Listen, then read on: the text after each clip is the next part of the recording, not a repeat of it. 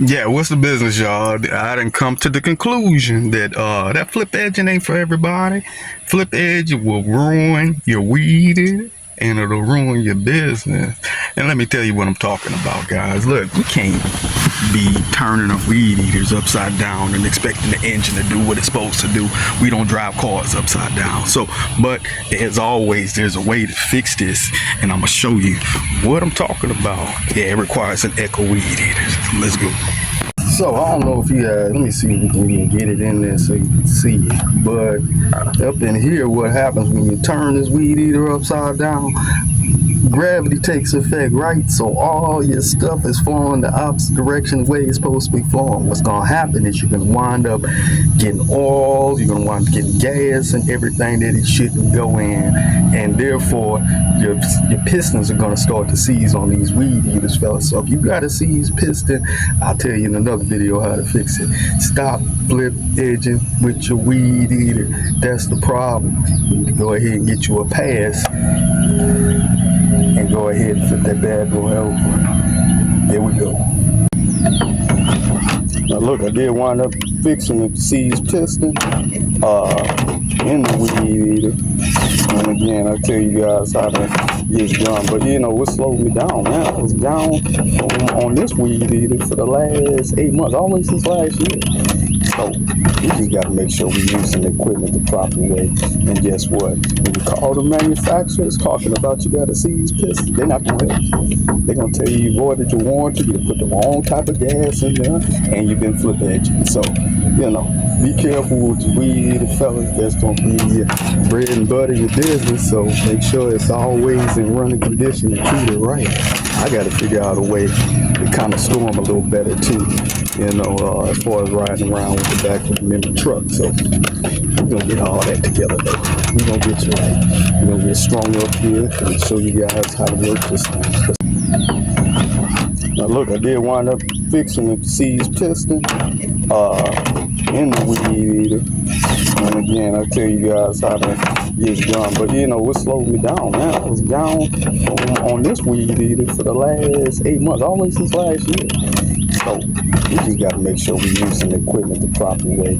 And guess what? When you call the manufacturers talking about you got a seized piston, they're not going to help you. They're going to tell you you voided your warranty, you put the wrong type of gas in there, and you've been flip edging. So, you know, be careful with your weed eater, fellas. That's going to be your bread and butter, your business. So make sure it's always in running condition and treat it right.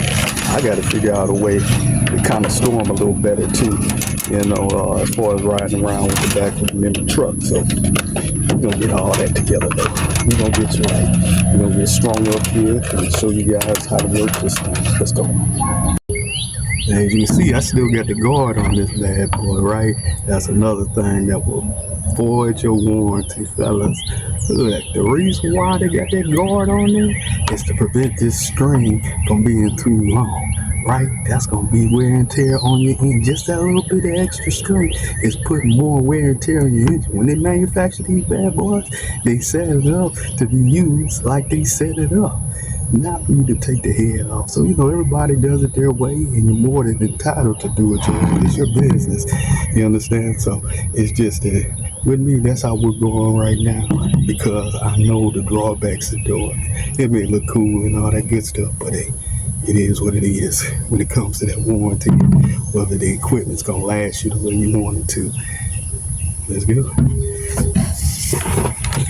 We got gas this bad boy up real quick, get it straight, and like we always talk about, go with a little bit higher octane gas and get you a little bit of this STP right here, you know, to put in to get it running right.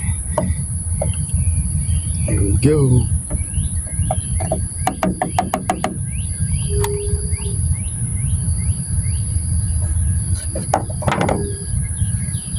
A 2-cycle engine on.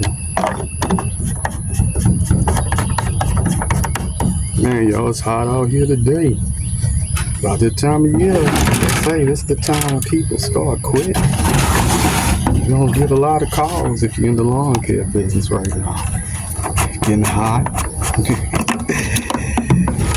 Customers don't want to cut the grass. They thought they had it handled, but no, my boy.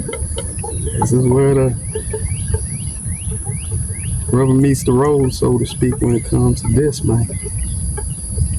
If you in it, you in it. If not, you're gonna be at the house on the couch watching soap operas. So we'd rather be out here grinding and getting it done, doing what we love. So ain't y'all. All right, now let's get this together, see if we can get this bad boy working. And the key to this, y'all, is actually taking your attachment and flip your attachment over, not your weed eater, man. Flip the attachment over. You know, there's not a hole in the one that comes with the Echo weed eaters, the attachment for it. But if you tighten it up right here, you'll be just as good. So when you flip it over, just make sure it's tight there and you get it to go. Let's get it.